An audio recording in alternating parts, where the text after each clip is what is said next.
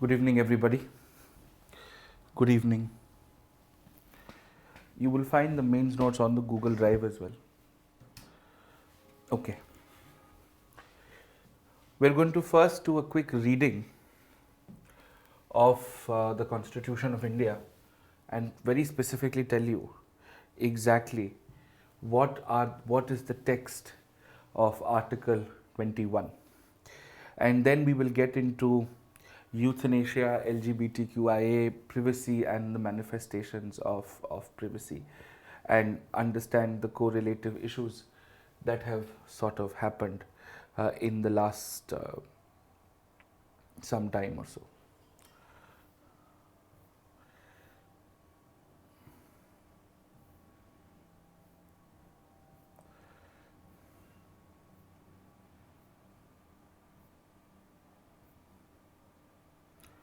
All right.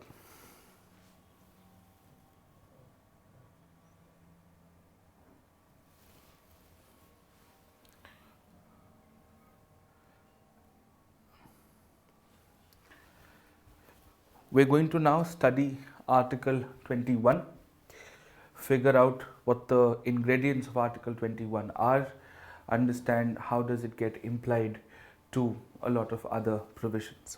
Okay, so let us start.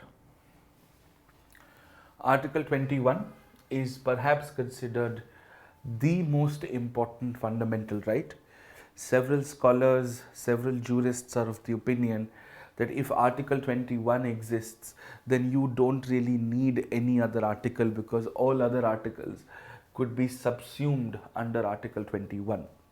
So you have to give due credit to the makers of the Constitution who have inserted specific rights as and when they were required, and also at the same time given the scope of interpreting multiple rights, of evolving the substance of rights primarily through Article 21. The text of Article 21 is a fairly clear one, and always remember the shorter the article, the longer are its discussions, the longer the article, the more self-explanatory it is. This is also true for mains questions. The shorter the mains question, the more ambiguous is the dimension of the question. The longer the mains question, you know exactly what the question seems to be asking. Now, let's start. It says, no person, which means it is a right available to both citizens and foreigners, shall be deprived of his life or personal liberty, which means you've got life and personal liberty, except according to procedure established by law. An extremely important term that we also referred to as far as Article 14 was concerned, and immediately after Article 21 I will discuss procedure established by law, the principles of natural justice, and of course Menka Gandhi versus Union of India of 1978.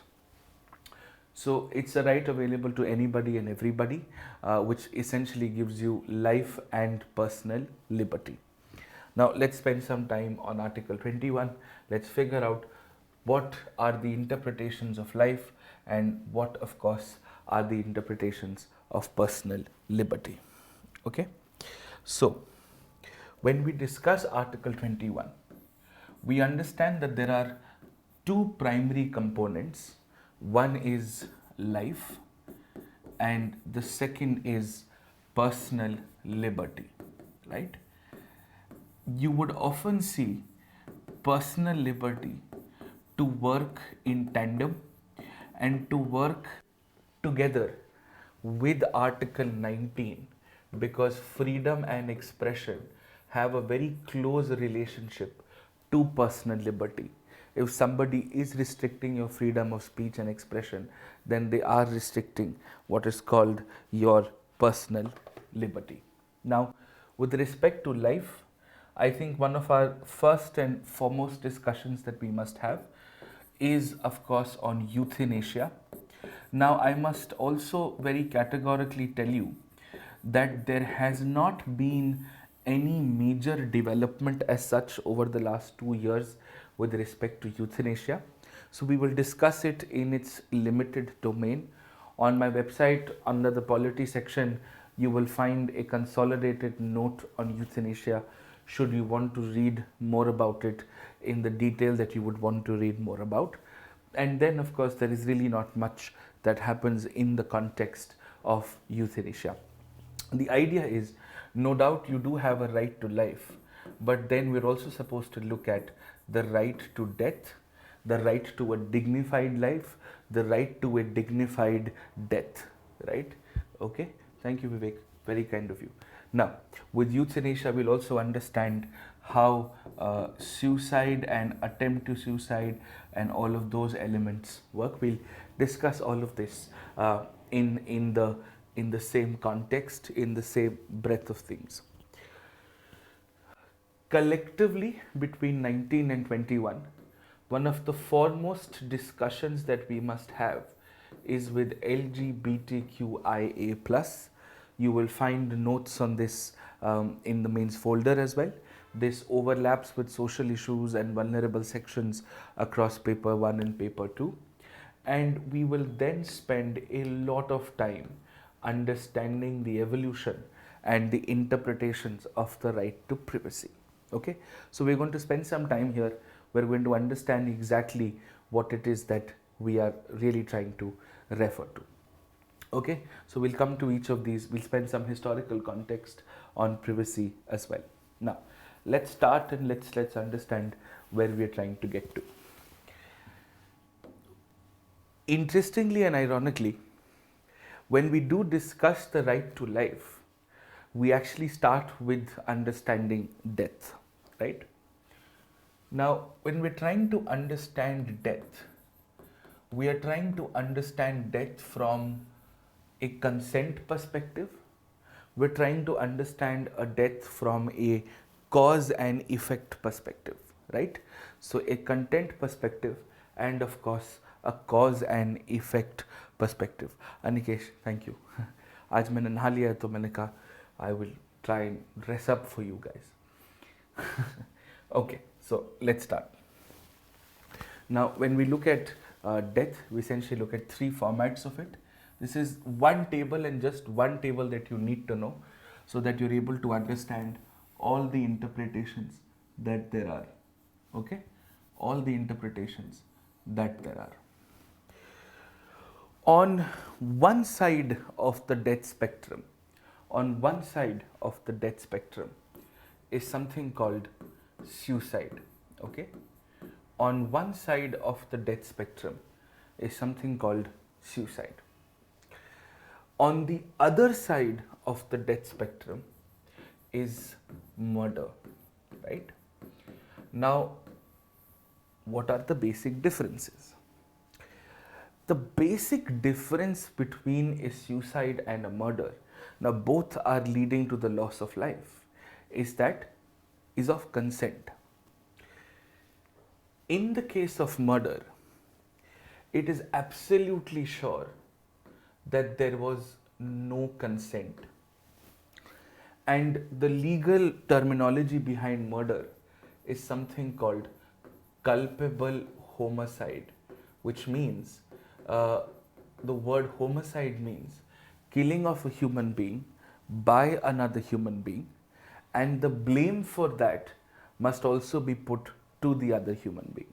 Okay, so if person A is killing person B, and for that you can blame person A for it, then you could look at the different derivations of murder. Now, there is a first degree murder, second degree murder, third degree murder. We'll come to that later.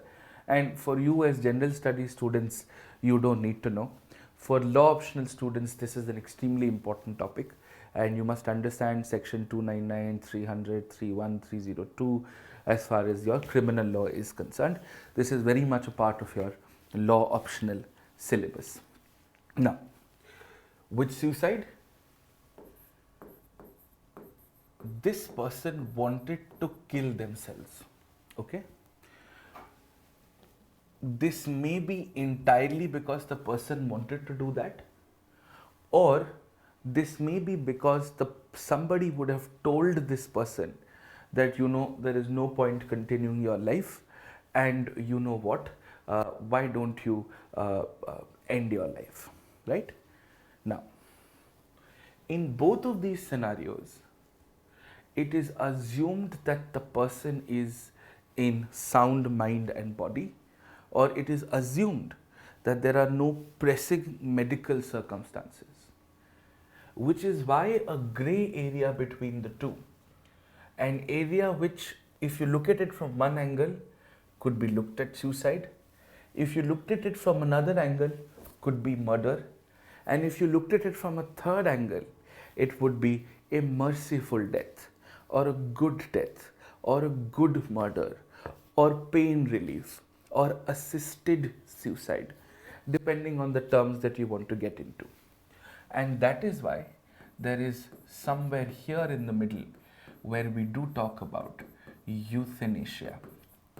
Okay, now I'm going to come to that in just a bit. Let's spend some time on either of the two. With murder, this is the simplest of the lot. This is a criminal offense. This is an absolute criminal offense. This is under the Indian Penal Code. You have section 299, 300, 301, 302. In your Hindi movies, you would have heard of दफा 302 के तहत आपको murder के जुर्म में ये सज़ा सुनाई जाती है, right? So this दफा 302 actually comes from section 302 of the Indian Penal Code, and that's something we are not concerned with. What we're concerned with are actually the first two parameters to get a better clarity. Now, let's understand this. First, we will look at suicide from an outcome basis, right? First, we will look at suicide from an outcome basis. See, a person has attempted suicide. A person has attempted suicide, okay? Now, that attempt may have been successful, or that attempt may not have been successful.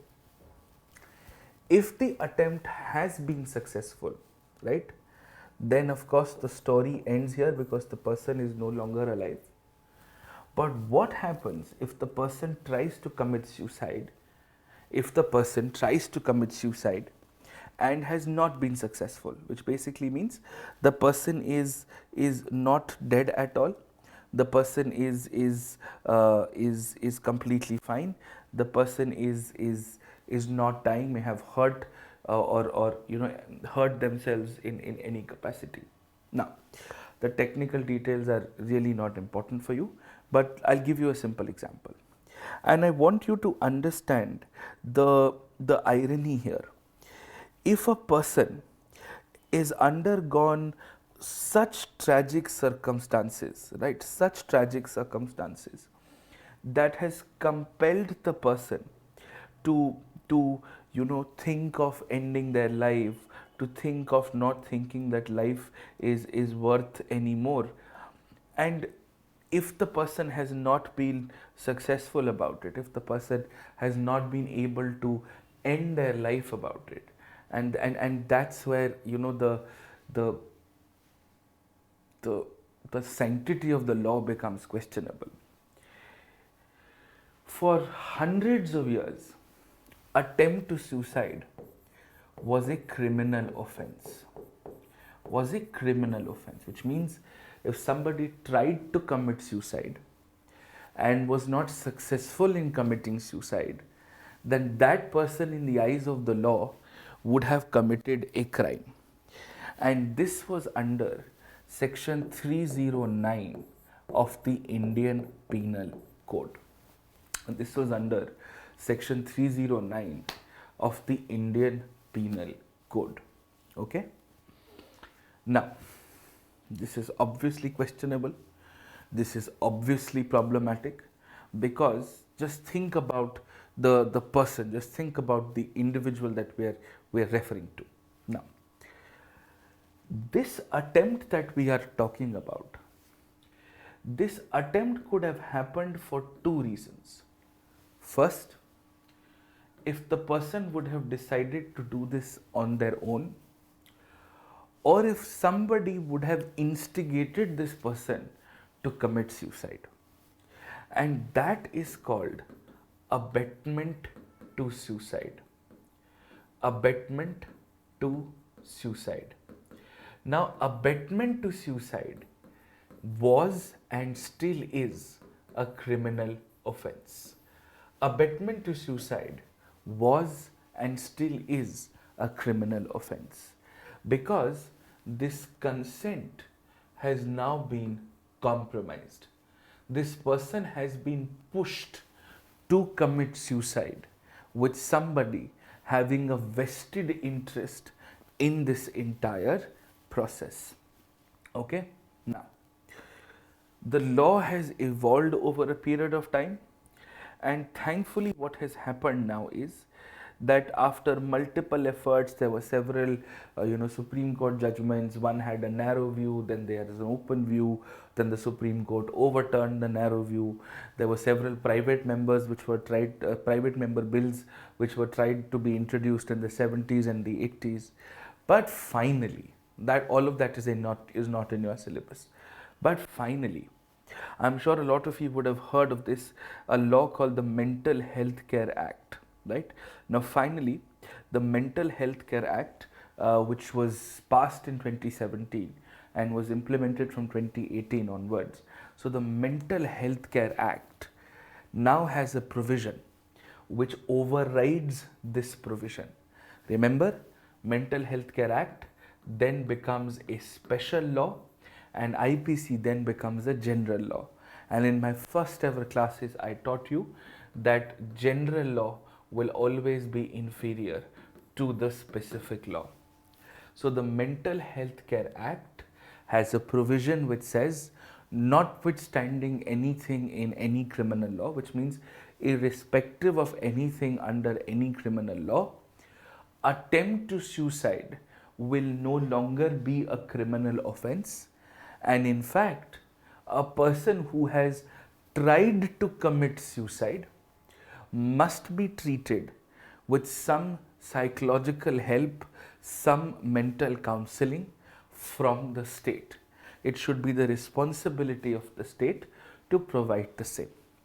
So this is our current law on suicide.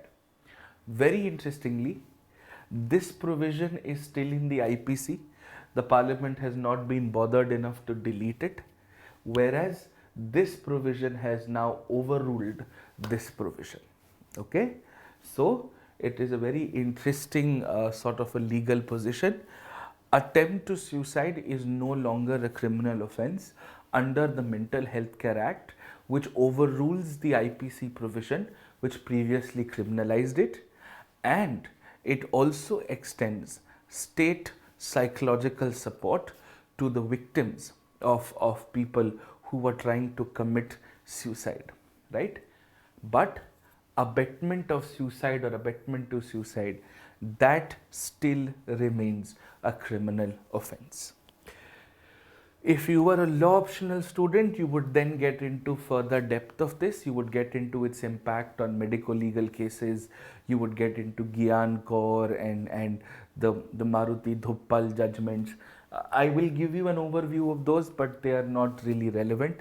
You don't have to memorize those at all. I'll give you a Supreme Court sort of a judgment evolution on this. But as general studies law students, you don't need to know any technical details. But for law optional students, yes. Not even for political science, section B, Indian government and politics students, you don't need any more technicality than this as far as your suicide is concerned. Okay, now what differentiates all of this from euthanasia? Euthanasia is where there are some severe medical reasons. There are some severe medical reasons because of which there is a compromise to the dignity of life. Okay? There is a compromise to the dignity of life. Okay, there is a compromise to the dignity of life. Do we understand this? Is this okay? Sure.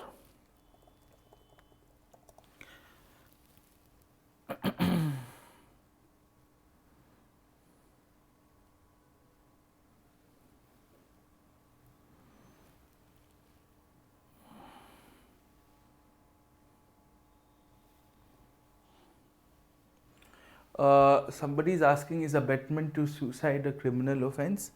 I just saw your question. Yes, it is. It is. Do you know why this was in the news recently? This was in the news because of the Sushant Singh Rajput case, which still continues to go on. So when the case was under absolute media highlight, the father of Sushant Singh Rajput had basically filed an FIR against the actor Riya Chakraborty and 5 others for abetment of suicide. So this is basically why this was in the news, and there were several articles written. In fact, very interestingly, this FIR was filed in Patna because they were based out of Patna, and you can file an FIR anywhere. It does not, there is no law that says the FIR has to be filed where the crime took place. So that is the explanation behind this. So if somebody is asking me technical details on what is abetment to suicide, allow me to flex my law knowledge muscle and tell you section 306 of the Indian Penal Code is where abetment to suicide is a criminal offense. It is a punishable offense wherein you could end up with a jail time of about 10 years and a fine, or both, or either of the two, right? So that's the law. Now, why are we talking about it? Usually what happens is the fine is usually paid to the relative or to the next of kin of the person who has committed suicide. Now, apart from this, the IPC also has a separate chapter on a general crime called abetment. You know that you've pushed somebody to commit any crime, and then there is, of course, you've pushed somebody to commit suicide. So abetment as a separate section, as a separate chapter. There also you have section 108, which talks about abetment, and the general definition of abetment is, of course, that you are instigating or pushing or engaging into a conspiracy to assist somebody to kill somebody, right? To kill somebody or to commit any crime. Now, generally these type of cases, abetment cases, are tried in sessions courts, which is like a lower criminal court. It's below the district or equivalent to the district in some cases in some states. Now, you cannot get bail for this type of an offense. You cannot settle this offense out of court, and the police can arrest you for this without an arrest warrant also. I'll come to the type of criminal offenses a little later, and because we're discussing this, when we do when we do articles 20 and 22 together, I will spend some time on the criminal justice system also and explain to you the journey of crime in India. So don't worry about it. It's going to be a very interesting discussion, but this is exactly what it is, right? So this is where somebody can arrest you without an arrest warrant. You don't get bail for this, and you cannot settle this offense out of court, right? Anyways, so the question is, suppose this person has pushed this person to commit suicide. Does this mean that this person has committed murder? No, not at all. No, because you are not immediately linked to the outcome of it, and you're not and your act has not immediately led to murder. You just told them to do something. They were the ones who actually jumped off a roof or any of those things.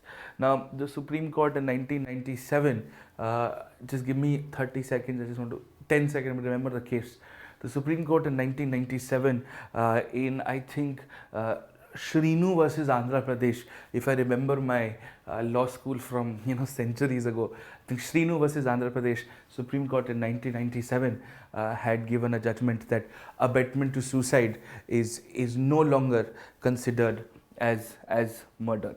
Okay, Now the question is therefore is that how will you know, how will you know run a crime around this? With respect to abetment to suicide, the courts usually look into two things. First, of course, is suicidal death, and the second is the intention of this person to sort of cause suicidal death. Okay. Now that's it and nothing else. Okay, sure. Now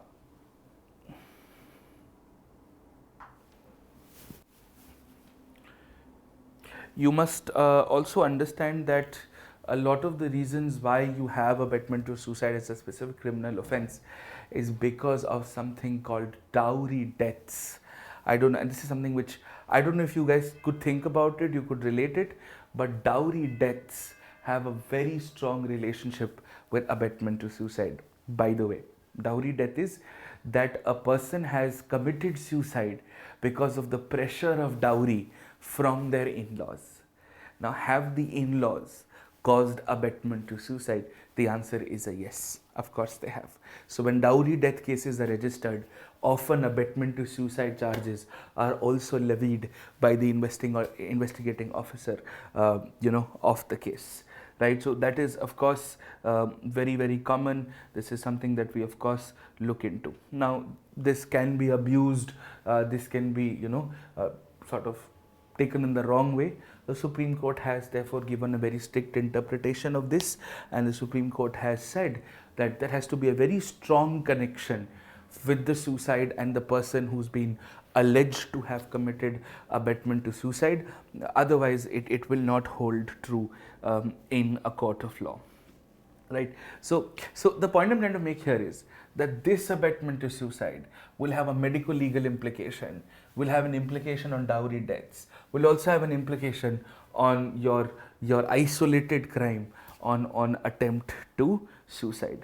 Right. So you got to understand this. There are several different ways to look at it, and so on and so forth. Okay, understood this? Are we clear? Okay. So in fact, in your gender classes, you can tell your teachers to also link gender, dowry, death and abetment to suicide together. Now let's come back to euthanasia. Now when we talk about euthanasia, which is basically mercy killing or assisted suicide, we'll come to those general terms as well. Euthanasia has two perspectives. The two perspectives are, I get very excited teaching the law, very honestly, and criminal law is one of my favorite areas to teach, because there is so much circumstance in criminal law, there is so much of nuance in criminal law, and criminal law is actually very practical, to be very honest. Constitutional law is very theoretical, right? Governor should do this, president should do that, and all of those things. But yeah, okay. So anyways, let's look at it. So euthanasia has essentially two elements. In fact, I'm thinking of probably starting a series on laws Indians should know. I mean, all of us should know this. All of us should know this. Anyways, so euthanasia has basically two interpretations. The first interpretation is with respect to consent. Is the person able to give consent or the capacity to consent? And the second element to this is the method of how you are going to, execute euthanasia, how you are going to implement euthanasia. Now, there are two kinds of issues that arise out of consent in euthanasia.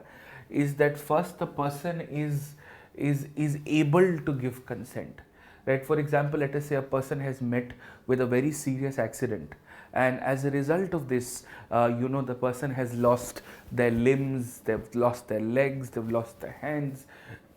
They can talk, they can communicate, they're not in a coma, they are able to understand and process information, they're able to communicate what they want to say. So in that scenario, they are able to give consent and not give consent, right? So the person is not in a vegetative state. And the second is a person is in a permanent vegetative state or a very likely vegetative state, that the person is in a coma. Like for example, the person had some form of an attack, some form of a of a of an accident which led to a spinal injury, or led to a brain injury, or was in such a state of shock that the person has collapsed into a coma. Things like these that happen, right? And therefore the person is in a coma, right? And if the person is in a coma, then the person can't give consent. In this case, the representatives of the person, the guardians of the person, the well-wishers of the person are the people who have to sort of give some or the other form of consent. Okay. Now, with respect to method, this is very simple. There are two kinds of it. First is you simply withdraw life support. The person was on a ventilator, right? The person was on a ventilator, and you've basically withdrawn life support, right? What you've basically done is that you have withdrawn life support. Okay. This could be a ventilator, it could be a bypass machine, it could be anything, right? Withdrawn life support, right? And the other way of doing it is that you're injecting the person with something which is going to cause the arrest of the students, of the patients, arrest of the person in charge. So this means this is usually done by increasing the dose of morphine to the point that the body can't take it anymore, or inserting a lethal injection. So this is also a form of administering suicide, of administering euthanasia. Very interestingly, in some countries, capital punishment is also executed in the same manner. In a lot of countries, when people have to be given the death penalty, right? When people have to be given a death penalty, they have to be hanged unto death. Because hanging also is a very, very dehuman exercise. It's very painful exercise. It's an extremely it's an extremely heart-wrenching exercise. Unfortunately, I've seen some real evidence of death penalties which have been executed. I've in my earlier days, I have, in a very limited capacity, associated with Project 39A, which is a think tank based out of the National Law University in Delhi. One of my generation's most sought after professors, Shamshid. He's no longer alive. He lost his life to an untimely accident. He's also someone who started an organization called Increasing Diversity for Students, where he was giving free education to students from underprivileged communities so that they can afford good legal education in India. And legal education in India is extremely expensive. So one of the other things that he used to also work on is called Project 39A. I will strongly recommend you to go to Project 39A's website, Project 39A's website. You'll understand why 39A has been written here. When we look up the provision of 39A in the Constitution, you'll understand why we are talking about Project 39A. So look up their website. Look at some of the reports, some of the things that they publicly write about death penalty. You'll understand how death penalty also has caste and class and privilege sort of interrelated into it. That most people who are awarded death penalty in the country are unfortunately people of underprivileged sections, people who could not afford good lawyering, beyond the larger debate of whether death penalty should exist or not. But anyways, the point is, capital punishment sometimes also has the same method of execution as euthanasia. Two completely different things, but the same process sort of exists, because hanging a person is in fact a very dehumanizing process, and several countries in the world have now started with the process of lethal injections. India still does not do this entirely. In some cases, we still do have the actual hanging of a person unto death. That's something we must very clearly understand. Okay, so this is it. This is largely what we are trying to talk about. This is something that we are trying to understand. Now, let me give you the law as simple as it is. The law is, according to a Supreme Court judgment called Aruna Shambhag, right? So it's an old case. It's at least a 10-year-old case. According to the Supreme Court judgment of Aruna Shambhag, euthanasia is partially legal. What parts of it is legal? This part is legal, which means if a person is in a vegetative state, then upon the request of the person's representatives, on a case by case basis,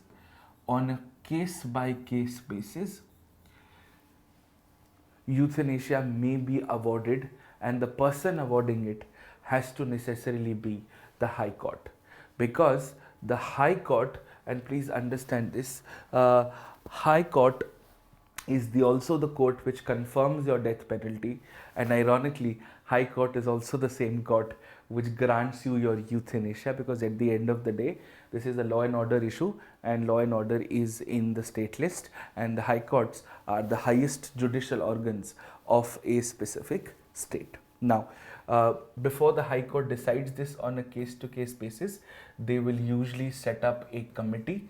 The committee will comprise of several experts, a cardiologist, a general physician, a psychologist, a police representative, and so on and so forth. So this is the law. The law does not specify how can euthanasia be granted. It just tells you that euthanasia can be granted. But what is also very interesting to notice, that in the case of euthanasia, it is actually the Supreme Court which has legalized euthanasia. This is a judicial intervention. And how we often use the term judicial legislation, like for example in the Vishakha case, where the Supreme Court basically in its judgment wrote down an entire law.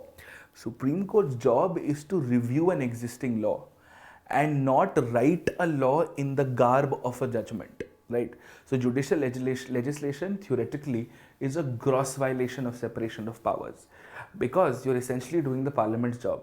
If you think an ordinance is objectionable, judicial legislation is a blot on parliamentary democracy. But the counter argument to this is that the incompetency of the parliament, or the inadvertency of the parliament to really take a proper action, has compelled the Supreme Court to do this. So the Supreme Court basically gave this judgment in Aruna Shambhag and said, you know, the High Court will set up a committee. The committee is going to comprise of so and so people, and then it will only be if the representatives have petitioned, then the committee will decide on the case-to-case basis. Now this sounds like a law. You're basically making a law. The only difference is it's a part of the judgment, right? And that is why the Law Commission and the Rangarajan Commission, both of them have recommended that the Parliament must make a specific law on euthanasia, must make a dedicated specific law on euthanasia. Okay, that's the need of the hour. Very recently, what has now happened is that we are now looking at something called a living will. Now, there has been a minor development here. The word living will is in the news for the last 5-6 years because of a petition which was filed by an NGO called Common Cause.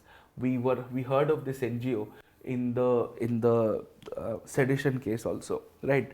So in the Common Cause case, very recently, the Supreme Court has authorized for something called living will. Let's understand what a living will is. A will, everybody understand, wasihat, right? That your property should go to X, should go to Y. This is how your property should go to. It's that. A living will is, suppose today I am in sound mind and body. Today I am in my conscience, and I take a piece of paper. Let's say I take this piece of paper and I write on this piece of paper that I, Atish Mathur, in my absolute consciousness and in full mind body and into the best of my knowledge, I am saying that tomorrow, in case something happens to me, because of which I am handicapped or amputated or I am in a vegetative state, then please administer euthanasia to me. Okay, then please administer euthanasia to me. I'll get this registered and then I will keep this. But for this, I have to be in proper sound mind, body, and shape. Suppose I go into an accident tomorrow, I don't have something like this, I am this person, now I can't have somebody come and write it for me. That is not allowed. For you to draft your living will, you should be able to draft it in good circumstances, in natural circumstances. So that has been allowed and you can now do this.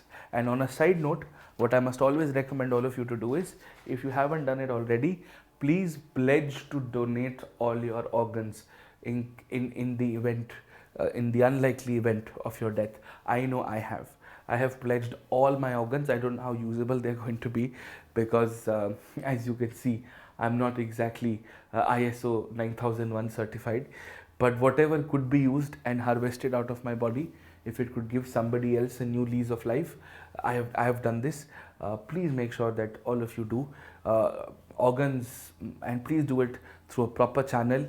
Please do it at a government hospital so that, you know, tomorrow if something happens, your life can be used to save somebody else's life or to give life to somebody else.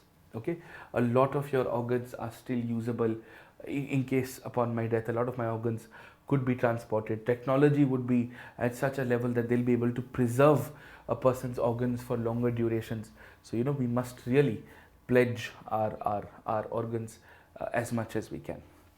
Anyways, so this is your basic explanation on euthanasia. There is an Aruna Shambhag case, as I've told you about. There is a common cause case. These are the only two cases that you need to know as far as euthanasia is concerned. The solution is the parliament must have a dedicated law on it. You don't need anything else beyond this. And of course, international context is that several countries such as Belgium, Switzerland, Australia, Canada, you know, have sort of, you know, legalized euthanasia. Now, anything beyond this is not relevant, but if you want to read a longer consolidated note where I have sort of given the origin of the word, it comes from a Greek word which says good death. There are some related words also like palliative care. So palliative care is taking care of terminally ill patients.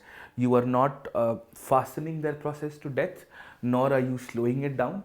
You are basically making sure that you know, they are able to painlessly, you know, move over to the other side if there is another side at all, right? So that is something that we must know. That's the first part. The second part that we must understand in the right amount of detail as much as we can is this, right? In our initial years, in the Gyan Kaur's case, in the Maruti Dubbal's case, the Supreme Court has held a very narrow view. They've said that the right to life does not mean the right to death and we must not allow it. But in the Aruna Shambhag case, finally the Supreme Court, you know, comes to its senses, uses its wisdom and recognizes euthanasia as something valid, right? Thank you, Chetram. Yes, I will. Ruza, thank you so much. Very kind of you. Thank you. So this is how it is. This is what we are referring to. This is what we are talking about. And this is how most of the things have to be done. Are we okay with this? Do we understand this? Is this fine? Is this all right? Clear? Euthanasia is fine? Yes? There are some basic arguments for and against. So the primary arguments that support euthanasia are very simple. The arguments are that the primarily very simple arguments for euthanasia, and there are arguments against also. So the basic is that the people who support euthanasia, and you'll find this in the consolidated note, that is why I don't want you to sort of write anything down. You'll find it in one page. Don't worry about it, right? Now, yes, Santhara could also be looked into this context, absolutely. Now, the primary argument which is in favor of euthanasia is that it comes from an element of empathy and morality, which means that you must put yourself in the shoes of the other person, right? You will study about empathy and sympathy as concepts in ethics, right? And therefore it is extremely important for us to acknowledge the pain the other person is and value the wishes of the person if they were able to make so. Second is you also have the right to die peacefully, right? If you have the right to life, you also have the right to die peacefully, an extremely important manifestation of 21. The third argument that you would make here is that you are giving control back to the person. They have the right to decide the quantum of dignity that they would want to live in. The fourth is, at the end of the day, if birth is a private matter, so should death. The government was not there when parents were trying hard to make babies. So the government was also not there when you were born. The government should also not be there when somebody decides to end their life. These are basic arguments that are supporting euthanasia. The arguments against euthanasia are far more descriptive in nature, right? Okay, far more descriptive in nature. The arguments are, say for example, one is that ending life support and injecting somebody with a lethal injection, there is a huge difference. Because when you're withdrawing life support, and just imagine and understand this in the context of the pandemic, so many private hospitals who were charging a bomb for COVID patients, so a lot of them were on ventilators. A lot of people in the country could not afford the ventilators beyond a point. So the private hospitals would have withdrawn ventilators and people would have literally choked to death. Isn't that a form of forced euthanasia? That's a very interesting ethical interpretation for you to think about. Second, when you are injecting somebody with a lethal injection, you are doing something actively, right? Actively to end the person's life. When you're withdrawing a life support, you are basically stopping whatever was happening. There's a difference of degree of involvement. Second, if everybody had the choice to end their life, then why would there be research on cancer? Why would there be research on terminal diseases if people had the option to get out of it as soon as they could? So this would affect the research that the world would do to sort of find a cure for cancer. Third, how are you so sure that the person will not recover? If a person has a spinal injury, doctors are not God. You can't predict. There could be a 0.01% chance of recovery, and life is about that hope. Life is about that 1% chance. Aren't you all clinging to that 2%, 3% success rate in this exam? You are living your life against odds. If you can live your life against an odd and pursue an incredibly difficult exam, because you know at the end of the day it's worth it. You know at the end of the day you're going to have an impact on this country, on society that no other job is going to give you. So you're willing to bet the most important years of your life chasing something which has a single digit success ratio, a decimal success ratio if you really look at it. So if you can pin your hopes on a career, why will not people pin their hopes on life, right? So that's exactly what we're talking about. And apart from this, you can't eliminate the case of abuse. What if the younger generation misuses this and forces their parents or grandparents for euthanasia so that they could acquire property? The people are as perverse as the law, and the law is as perverse as the people. It depends on how you look at it. And please understand, this is an irreversible decision. Once euthanasia has been administered to you, you can't be brought back to life. So the permanence of this decision is also an extremely complex affair, right? So these are some of the arguments that you can use. You'll find a consolidated note on this on the website. Go to atishmathur.com, click on polity. I'll show it. It will be easier then, right? All you've got to do, and don't write this anywhere at all, you don't need to, okay? So all you got to do is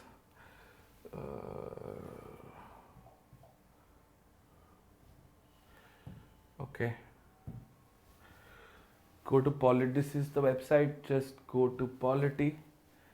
Once you're on polity, just scroll down a little bit. Sorry, just scroll down a little bit.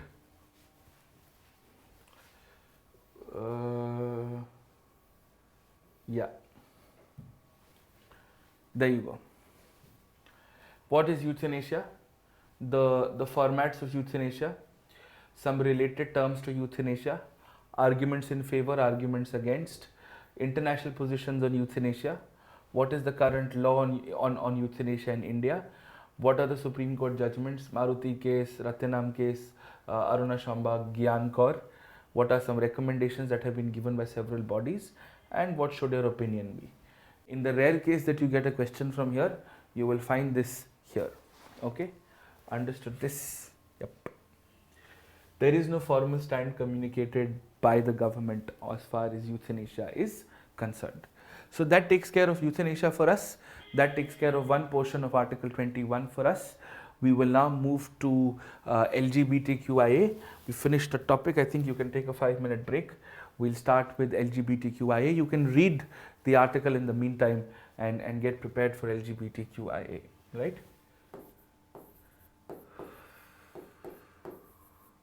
I will only discuss this from a legal perspective with some context to why we are discussing this. So we'll do this in 5 minutes. You can take a 5-minute break, please.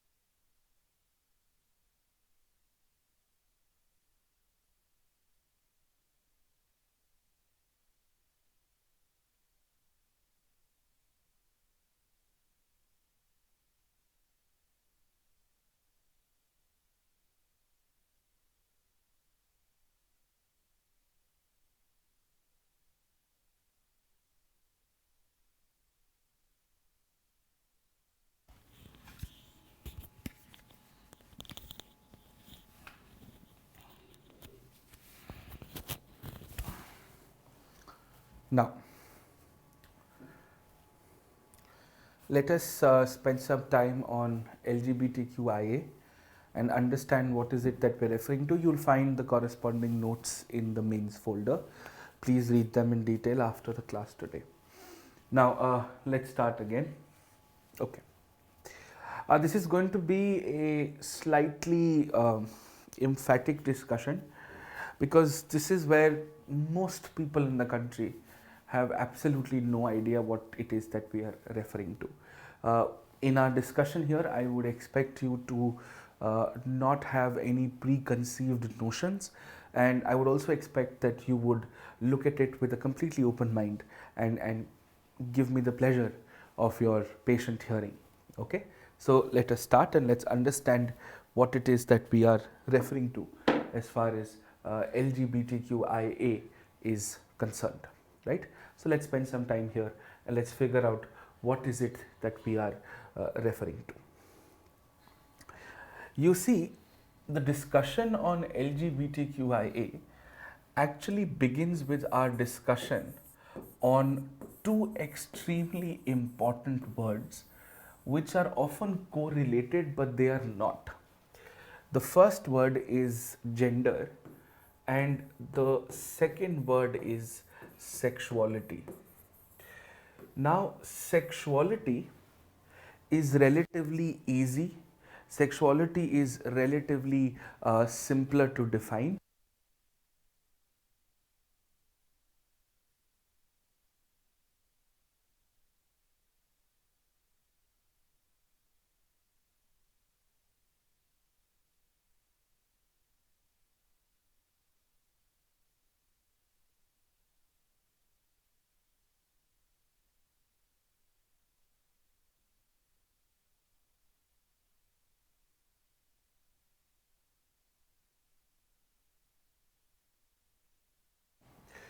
Sexuality means two things. First, preferences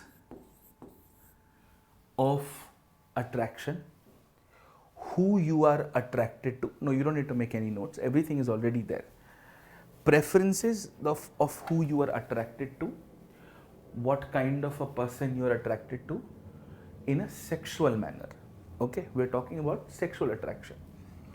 The second is how you are expressing your sexuality, how you are expressing your sexuality, right? Now, your sexuality would mean through clothing, through your lifestyle, through your culture, through your cuisine, and so on and so forth. There could be so much. So, the second is a form of expression, okay, which is why Article 19 also gets activated when we talk about LGBTQIA. So, sexuality means two things. One, who you are attracted to, and second is how do you express what kind of people you are attracted to. Now, all of this is somewhat dependent upon, is often sometimes linked with gender. Now, gender is a form of classification. Gender is a form of categorization, right? It's a form of classification and it is a form of categorization. Now, when we say it's a form of classification or we say it is a form of categorization, what is it that we are referring to?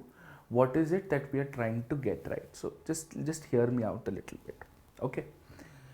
We say that on the basis of a biological consideration, we're going to say people in the country or people anywhere in the world are going to be either male or female.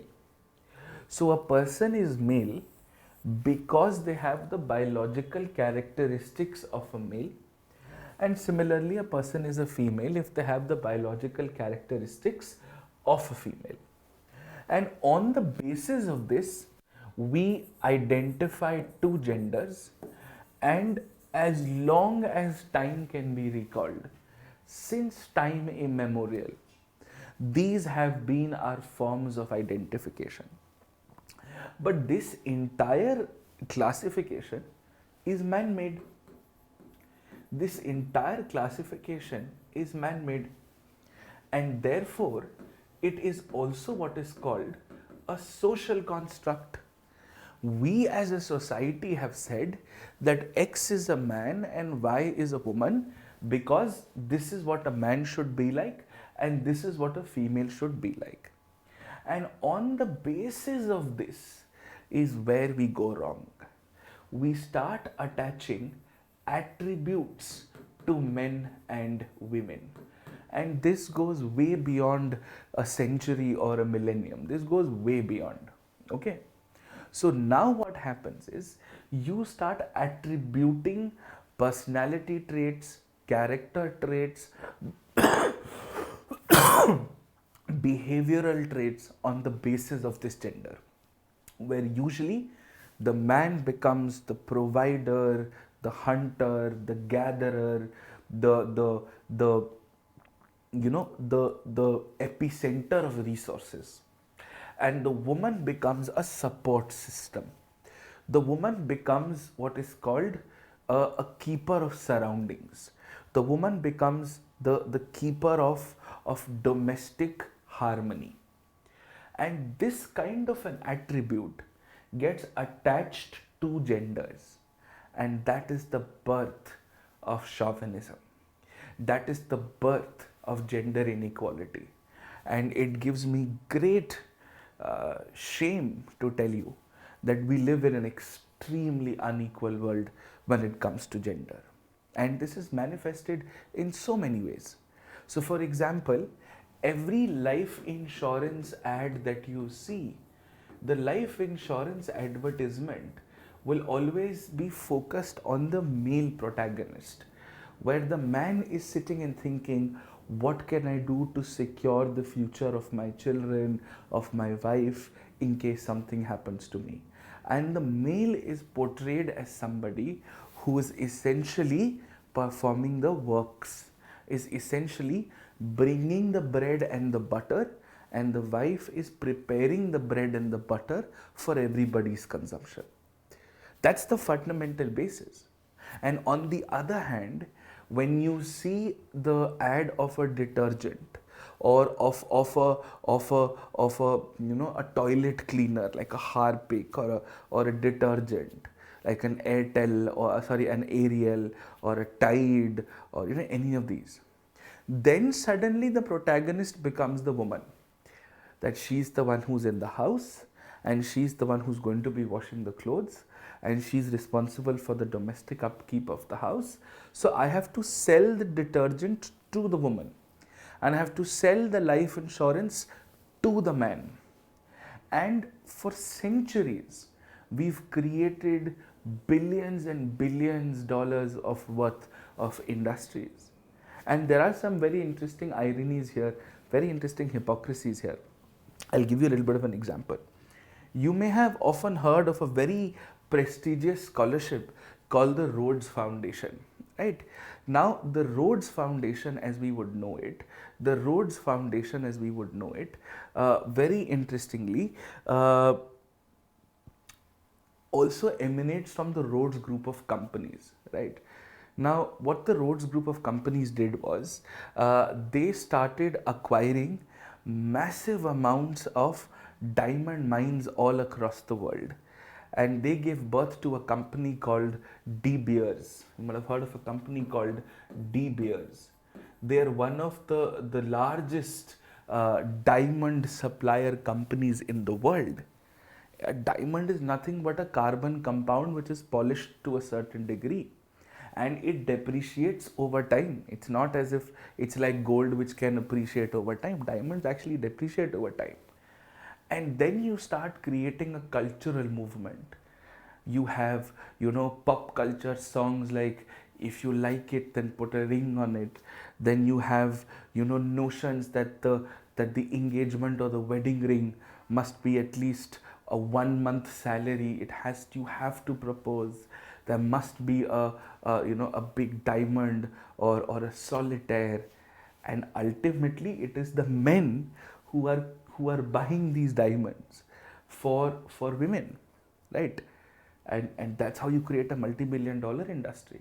All the cola beverages, for example, a Thumbs Up or a Mountain Dew, which say that you need to have an action-packed life, will always have a male brand ambassador. Always have a male brand ambassador, right? And this goes back to some of the most dangerous products also. Like for example, where tobacco advertising was far more open in the early years, there was a company called Marlboro, which used to advertise their cigarettes, and the advertisements used to be a bare-chested male riding bareback on a horse, and a white bare-chested male, by the way, riding bareback on a horse. That's a little bit of racism also there, and then lighting up a cigarette because it was a macho thing to do. And then you realize women must also consume tobacco, so you started creating slimmer cigarettes, because women are supposed to be slim and graceful and fair, and one can also get into, I mean, I don't want to get into the stupidity of the fairness programs and the fairness creams and the world and all of that. I mean, if you think about it, the beauty and the wellness industry of the world is one of the most glorious industries of the world. It's one of the most recession-proof industries, one of the most recession-proof industries of the world, and this is what we're talking about. So that is the birth of gender and sexuality. Now you start putting a question here, because the original identity is that a male must get attracted to a female and a female must get attracted to a male, and males and females are the only two forms of gender that are available to mankind. So you can question the biological classification, you can question the social construct, and you can then question the attraction matrix. And ladies and gentlemen, boys and girls, this is the birthplace of LGBTQIA and plus. And I'll give you what they all mean, right? So when I say LGBTQIA and then I write the word plus here, what is it all supposed to mean? What is it all supposed to refer to? I'll give you a very simple explanation here, right? So this is lesbian, this is gay, which means you are necessarily attracted to the same gender. So a woman being attracted to a woman and a male being attracted to a male is conventionally, traditionally called lesbian and gay. Bisexual, it gets a little more complex. Bisexual means if you're assuming that there are two genders, then you're attracted to both genders, which means the male is attracted to both males and females, and the female is attracted to both males and females. I'll come to T for transgenders in just a bit, and just give me some time on this. Just give me 2 minutes, I'm going to come back to this. Then you have something called queer. A queer is somebody who is still not sure of their orientation or their identification. They are not sure of who they are, who they are attracted to. They are figuring out, they're experimenting, or they're analyzing, they're introspecting, whatever the case might be. Intersex is the person who has both male and female biological characteristics, who has both male and female biological characteristics, chromosomes, gonads, organs, etc., etc., right? This is something which is often done, which is often by birth. Sometimes people are born with both the chromosomes. Then you have something called asexual. Asexual is somebody who's not having any sexual attraction to any gender. Okay, if somebody is not attracted to any gender, right? Then you have something called pansexual. A pansexual is if there can be more than two genders. So if a person is attracted to all genders, irrespective of how many there might be, then a person is pansexual. And the word plus here means anything else that could come here. So pansexual would come under plus. Then you have something called non-binary. So non-binary would mean a person who doesn't conform to the male and the female identification of gender. They don't classify themselves as male or female. For India, unfortunately, this is a it's a very niche idea to understand, but in reality, this is true. Now, what we must now focus on is what is a transgender, right? Or who is a transgender? I'm sorry. First things first, transgenders and intersex have nothing to do with each other. Transgender is an identification matrix, is an identification application, which means a person is biologically a male but believes that the person should actually have been a female. On the other hand, a person is biologically a female but should have but wants to or identifies or believes that they should have been a male, because your identification is just based on a biological characteristic. That's where most of the problems lie. Men are supposed to be tough, men can't cry, men are supposed to be rugged and raw, but women are supposed to be, coy, and women are supposed to be emotional, and women are supposed to be, and it goes, men can have as much hair on their body as it is. Women have hair on their body, they're considered ugly.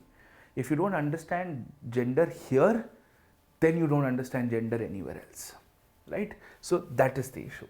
Now, this is who a transgender is. It's an identification matrix that a person identifies themselves as some other gender, but they were biologically with another gender. The next step to these people would be what is called a sex reassignment surgery or a sex change operation, and most people can't afford it. Most people are not able to get it, right? Unfortunately, a lot of these people are pushed into poverty and all of those things. They live very, very deprived lives, right? So this is who a transgender is, right? It's about who a person wants to be. Now this means if a person is biologically male but identifies as a female, this person still could be attracted to a female or a male. You could still be a homosexual or a lesbian trans female. It does not necessarily mean that you identify as a female. That means you must compulsorily like men. Same goes for men here also. You are biologically a female, but you identify with the male gender, and you may still be attracted to the male gender, or you may be attracted to the other gender. Both of that is completely okay. Both of those ideas are completely fine, and both of those should still be okay. A beautiful movie was made on this very recently. I think the movie could have been more sensitive, but I think there's this movie on Netflix called Chandigarh Kare Aashiki or something like that. An extraordinary movie, a very, very good movie. And this movie essentially was on the basis of all of this, right? So this is our understanding. This is our explanation of transgender rights. This is exactly what we must and should do as far as transgenders are concerned. Now that we understand what all of this means, we should now spend some time and understand what is the policy behind it, what has happened here. So lesbians and gays are usually called homosexuals, and if you are attracted to the other gender, then you are a heterosexual, right? Now, there are two different things that are happening. One is homosexuality,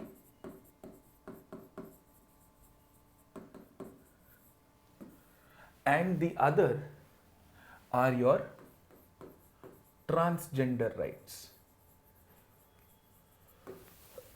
Both of them are two completely different things. Both of them have two completely different interpretations. Okay. Now, there are movements on either, and there are movements that work on both counts, and we must understand the sort of development that has happened on both of these issues. Okay, so let us start and let's get what the basic law is. Let's understand what has been happening on this front, and so on and so forth. Now, very important, must get this part right. What I'm going to say is going to be slightly sensitive, might be slightly, objectionable in nature, but just pay absolute attention because these are modalities that you must be aware of beyond the context of this exam, right? Yes, Mehul, I just said that. Now, let us say there is a provision called section 377 of the Indian Penal Code. Now, this section 377 of the Indian Penal Code is of course a British era provision. It's been there since the British times because IPC is a British law. Now, section 377 of the Indian Penal Code refers to something called unnatural sex. It refers to something called unnatural sex, which means anything which is against the order of nature. And the order of the nature, and I'm going to be slightly graphic about this, the order of the nature is that the male reproductive organ, which is called a penis, is inserted into the female reproductive organ called a vagina. This is also called sexual intercourse, and this, as per Indian law, is considered as natural sex. The word homosexuality is nowhere mentioned under any provision of any law. It is through Supreme Court judgments, it is through various interpretations that we have understood that unnatural sex also includes homosexuality. This is an interpretation. This is what the court judgments have been for a very long time, right? Now, this means anything apart from your traditional sexual intercourse is usually considered unnatural sex. This means oral sex, this means anal sex, this also means sex with an animal, and so on and so forth. So these are still considered forms of unnatural sex. Now, previously what had happened was there was an NGO called NAS Foundation. You don't need to know the NAS Foundation details for your exam. There was an NGO called NAS Foundation. NAS Foundation had challenged the constitutionality of this provision in the Delhi High Court. The Delhi High Court in the early 2000s, had declared that homosexuality is legal, it is decriminalized, and it should be allowed to exist. The government appealed against the Delhi High Court decision, went to the Supreme Court. The Supreme Court then asked the High Court to reconsider, and then the High Court reconsidered the judgment and then said, no, it is still unconstitutional, it is still criminal, and it is still not allowed. For that brief period in Delhi, homosexuality was perfectly legal. Okay? Now, some years passed.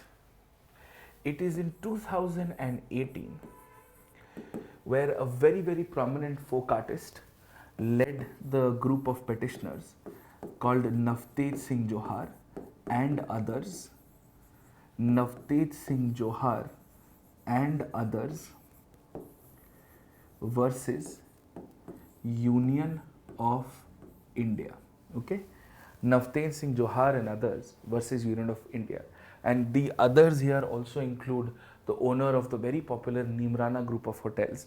They are all people who have publicly proclaimed that they are in fact either lesbians or gays. Now, they were in fact represented by two Supreme Court lawyers, Menka Guruswamy and I think Meenakshi Iyer. Menka Guruswamy and Arundhati Iyer. Both of them are seniors of ours from law school, and we could not be proud of them, and we could not be more proud of them. And both of them are also a couple. They are a proclaimed lesbian couple. They're also lawyers, and they fought the case. And the Supreme Court in the 2018 Navtej Singh Johar judgment declared Section 377 will not include homosexuality, and therefore they decriminalized it, which basically means that anybody can be intimate with anybody in their private space, even if they're from the same gender, it will not be a criminal offense. Anybody can also not be intimate with anybody in a public space, because that is a violation of public order or outraging public modesty. So it's not that people can be intimate in a park. That's also legally not allowed, by the way. That's legally wrong. But here the Supreme Court said, in your private space, if you're of the same gender and you are intimate with somebody else, that's perfectly okay. And that is it. Two people of the same gender in India still do not have the right to marry. They still do not have the right to co-adopt children. They still don't have the right to co-own property as a married couple, right? They don't have what is called a civil union status. Now, the same Supreme Court lawyers have filed another petition in the Supreme Court asking the courts to legally allow gay people to get married, or lesbians or homosexuals to people to be allowed to be allowed to get married to each other. Now, this journey could have not been possible if the 2017 Puttu Swami judgment, the 2017 Puttu Swami judgment did not exist. This is the judgment which made right to privacy a fundamental right under Article 21. It is this judgment which made right to privacy a fundamental right under Article 21. And the Supreme Court in one of their observations also said that, boss, the right to sexual orientation and the right to intimacy is in fact a right to privacy under Article 21. And therefore, we will consider this as a turning point. And the Navteej Singh Johar judgment relied on this, and they said, of course, who you are attracted to and how intimate you are with somebody is a matter of personal domain, because right to privacy is in Article 21. So we decriminalize homosexuality. Otherwise, in my opinion, it would have been very difficult for this judgment to happen. So right to privacy actually played the role of a catalyst to ensure that homosexuality was decriminalized in the country. Okay, but again, all of this has been done with respect to the judiciary.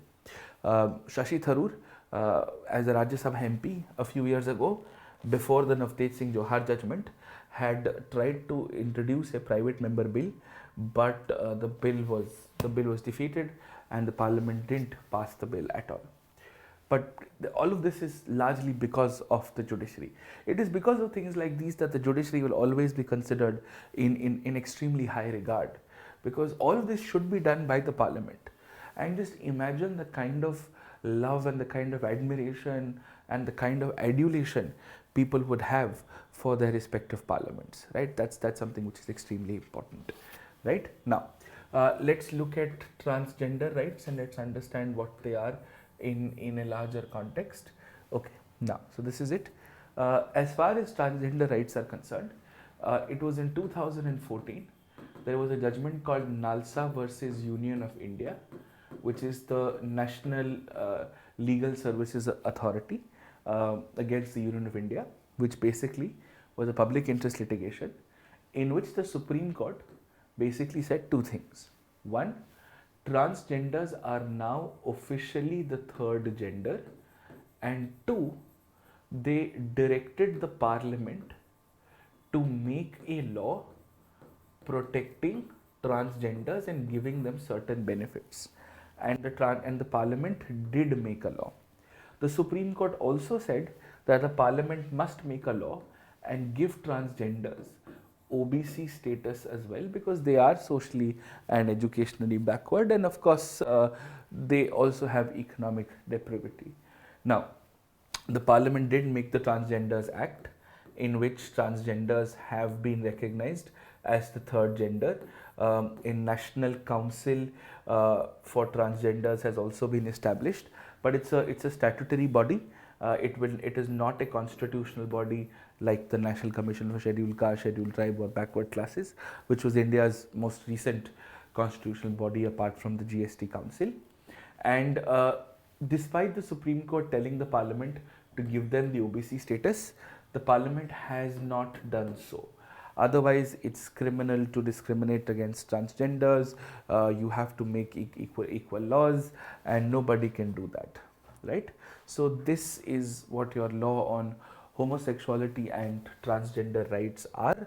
This is exactly how it runs. This is the larger context to this, and this is how homosexuality and transgenders have largely panned out. So today they don't have the right to marry, and of course they don't have the right to adopt children or get registered as a legal couple. Transgenders are officially the third gender, and though they still don't get OBC reservations. Okay, so this is your larger ecosystem on homosexuality and transgender rights. I'll quickly run you through the notes also, so that you understand what is it that we are referring to, right? Just give me a second.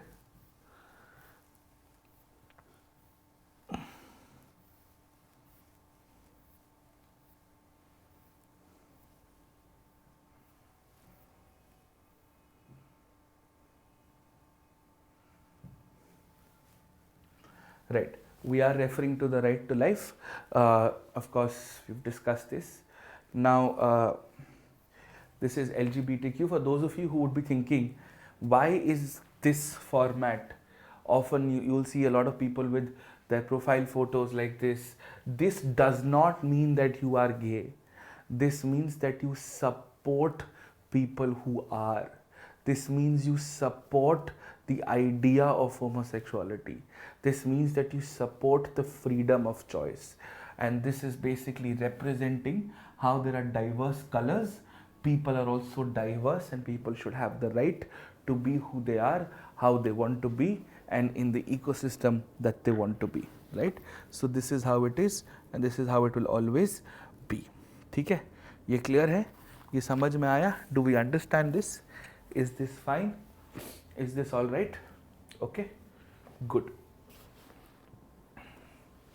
No, Amitesh, this is the only one. I've given you the explanation of what is sexuality and what is gender. Then I have given you the meanings of a few terms that I've already discussed with you. Then I have given you international positions. Netherlands, usually the Scandinavian belt is one of the most progressive belts in the world. Then I've given a little bit of historical context, if you can write it in your essays, that how in the ancient text kinnars or hijras were often referred to. Even during Mughal tenures, they were given places of permanence in the darbars.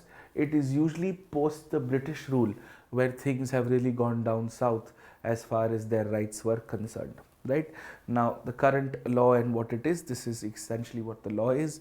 2014 Supreme Court judgment, 2017 privacy, 2018 Navteej Singh Johar judgment, Parliament Act, the 2019 Transgenders Act has been passed, and of course the rules are there. Now your social issues teacher will teach you there is a problem with the rules, because if I am supposed to decide what gender I want to identify with, I have to take a certificate from the collector, and the collector is not trained to understand this, and that is why it has been often criticized across a lot of forums. Your vulnerable sections and your social issues teachers will definitely cover this in detail. From a legal point of view, there is nothing else. I've given you a review of the Transgenders Act as well. What are the basic provisions here? Basic general stuff, that who's a transgender, what is the meaning of it, what kind of discrimination is not allowed, there should be special benefits made, there should be a national council for transgenders, and all of those things, right? The issues are with the Transgenders Act with respect to the identification certificate.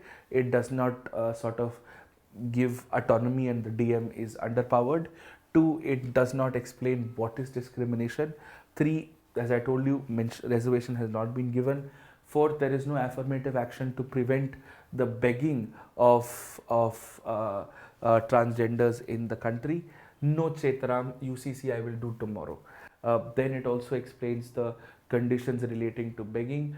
4th, it does not give any additional punishments, because transgenders are also subjects of massive sexual crimes, because a lot of them are pushed into prostitution, a lot of them are pushed into certain activities which are objectionable in nature, and it's not by choice, it's by necessity that they have to do what they have to do.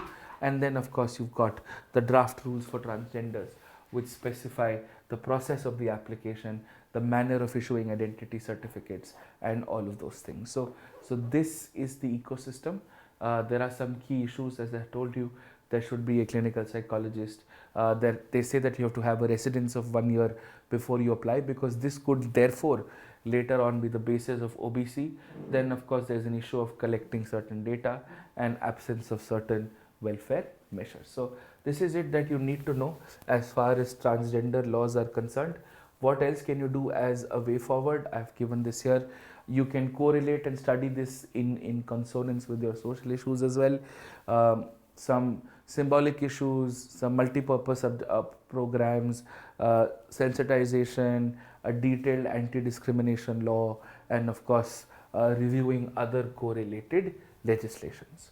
So this takes care of your entire discussion on transgender rights, and that's how it is to be done. Okay, clear on this? Do we understand this? Is this fine? Yes. Sure. Good.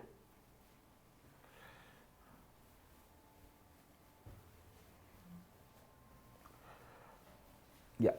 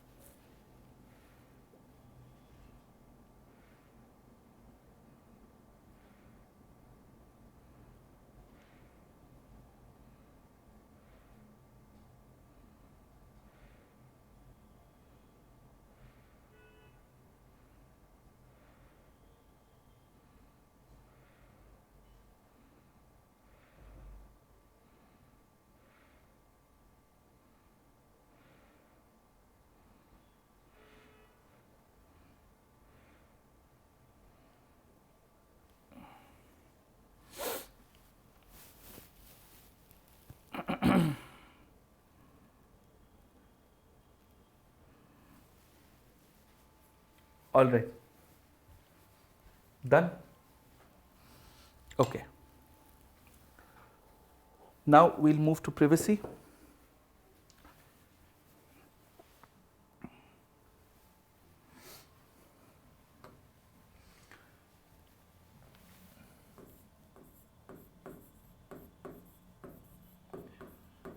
The first thing I'm going to do is I'm going to sort of run you through the evolution of our laws on privacy, and then teach you the implications of the judgment. So let me just spend some time and teach you the evolution of our laws on privacy. They have nothing to do with the parliament. These are all Supreme Court decisions. So a timeline of Supreme Court decisions on privacy, right? Let's understand this.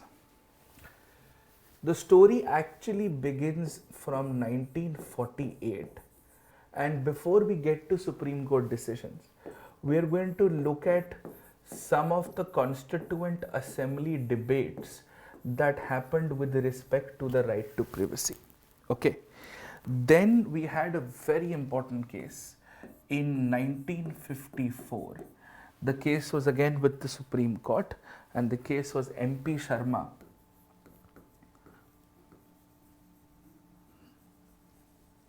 versus Satish Chandra.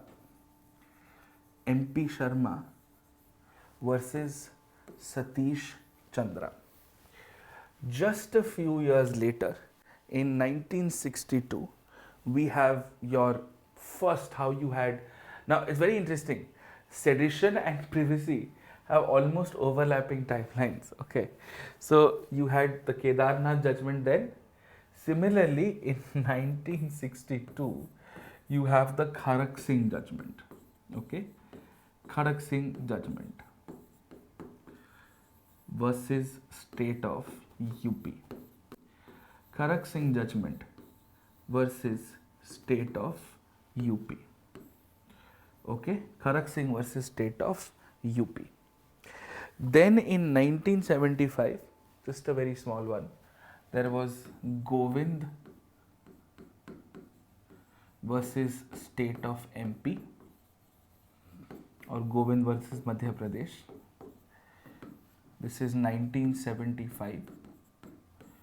And then finally you have your Puttuswamy judgment 2017, Justice K.S. retired Puttuswamy versus Union of India. Okay, let me finish Article 21, then I will discuss Maneka Gandhi, right? Then you have in 2017, you have the Justice Puttuswamy basically versus Union of India.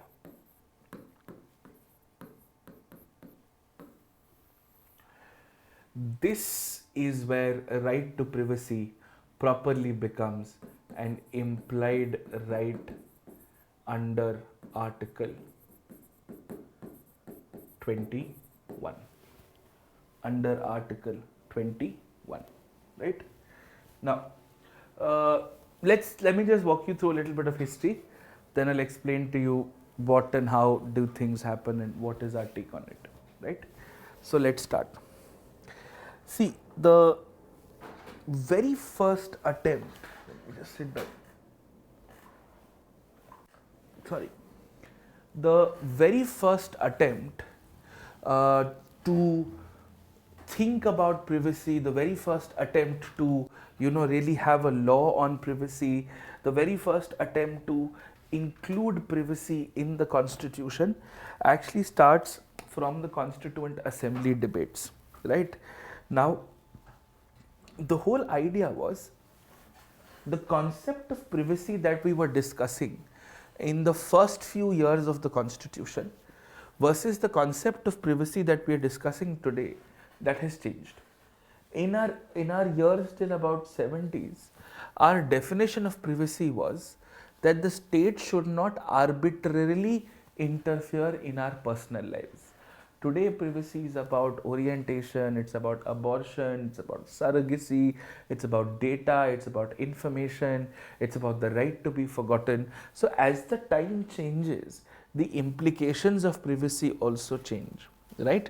Now, in the Constituent Assembly, there was a gentleman called Kai Sayyid Amaruddin, Kai Sayyid Karimuddin, right? Who had basically moved an amendment to the Constitution where there should be a fundamental right that people of this country should be protected from unlawful seizures and arrests from the government, because that's what the Britishers were famous for unreasonably arresting Indians. Now, Dr. Ambedkar said, you don't need to put it in the Constitution. It's already there in any of our other laws called CRPC, and you anyways have protection against unlawful arrest. So you don't have to, really make a specific provision with respect to privacy as such that, people should be protected from unreasonable searches, unreasonable seizures of property and material. You don't have to write that down specifically, right? He did say that it's a good idea for you wanting to do it, but we don't need to do this, and therefore you did not have an explicit place of what is called privacy in the Constitution.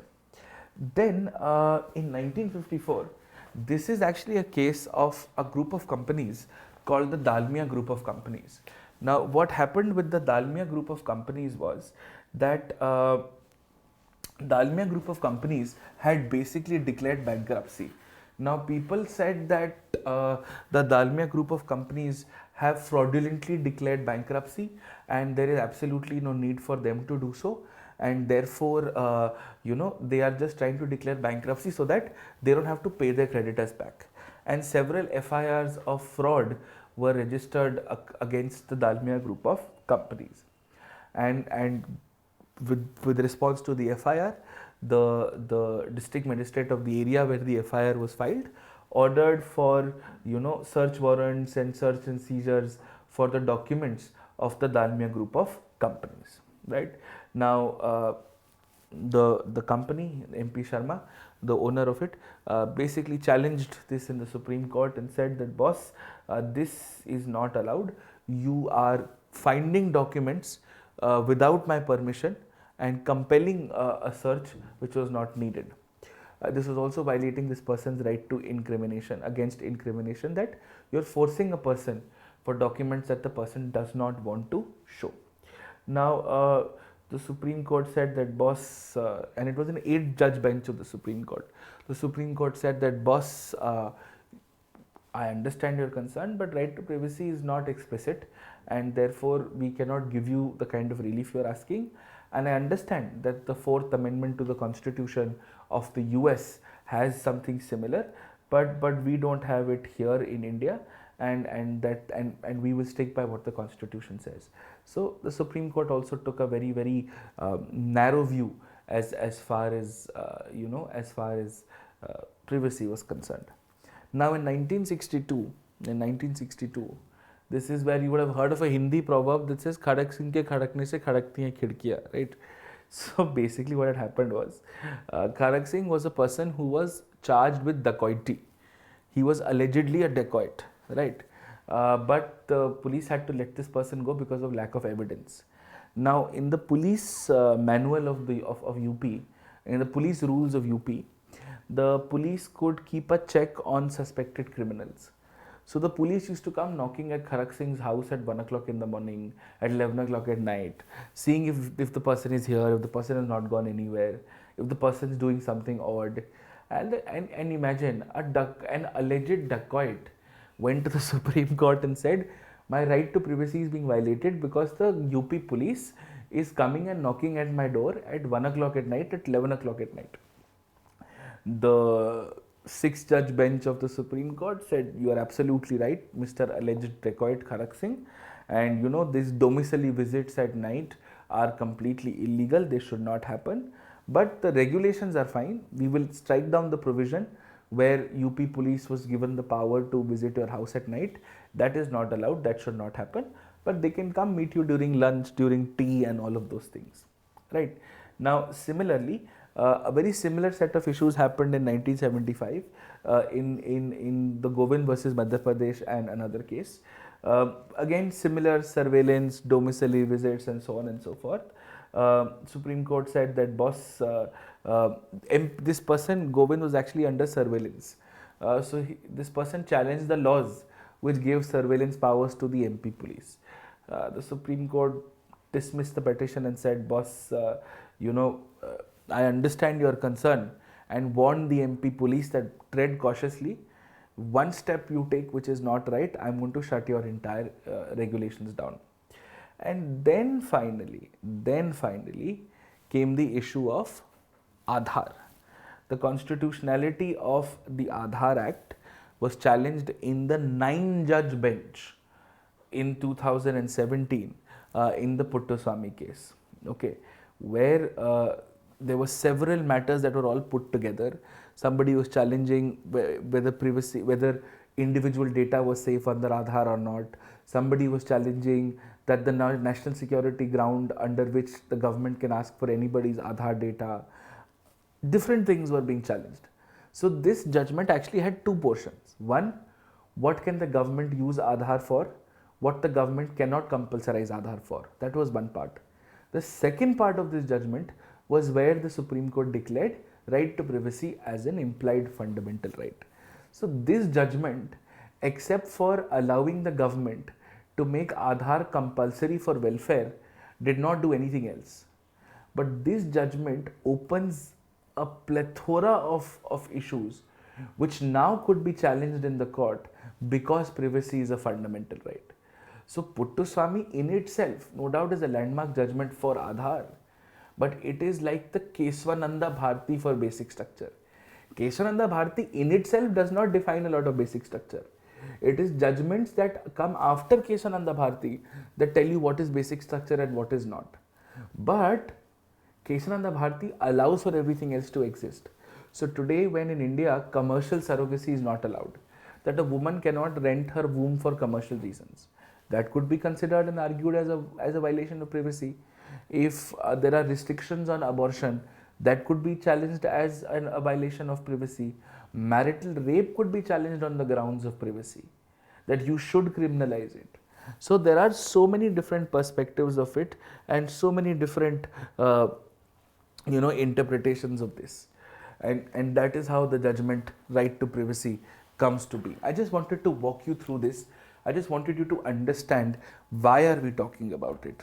Okay, because it is against the laws of a state, that is why we write it, right? So MP Sharma, Kharak Singh and Govind Singh are basically judgments with respect to excessive police action, which was a question mark on privacy, whereas Aadhaar was basically a judgment based, Puttaswamy was a judgment based on Aadhaar. This had so many issues. So there was a petition which was challenging the constitutionality of Aadhaar card, of Aadhaar, because the speaker of the money bill the speaker of the Lok Sabha had called it a money bill. So there was one issue with respect to money bill. There was an issue with the who's going to store Aadhaar data. There was another issue with the selling of Aadhaar data to somebody else. There are so many issues, which all of them were clubbed together, and this was a huge case. And then, of course, Puttaswamy's judgment came into being, and they said under 21 right to privacy is guaranteed, and it also will have implications to Article 19 and so on and so forth. Okay? Just I wanted you to understand why are we talking about this, what has happened so far. I will discuss this in detail with the implications of it and move to the rest of the fundamental rights, and hopefully finish it up by tomorrow with say half a day after. Okay, see you, bye bye, thank you.